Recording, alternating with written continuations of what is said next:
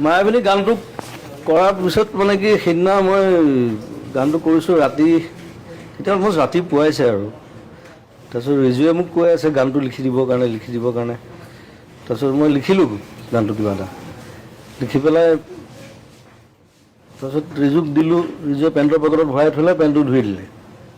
চিনেমাখনো দেখুৱাই আছে।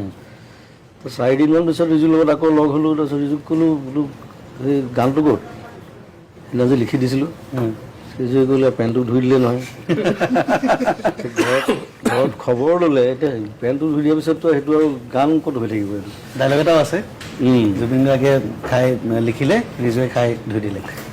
তাৰপিছত মই বোলো এতিয়া আকৌ লিখিব লাগিব আৰু এটা গান দুবাৰ লিখিবলৈ মই বিৰাট টান পাওঁ মানে, যেনেকৈ এখন পেইণ্টিং দুবাৰ আঁকিব দিগদাৰ হৈ যায়। তথাপি মই বোলো লিখিবতো লাগিবই, কাৰণ মায়াবিনী ৰাতি বুকুত দেখা পালোঁ তোমাৰ ছবি। সেই প্ৰথম 4টা লাইন মোৰ মনত আছিল।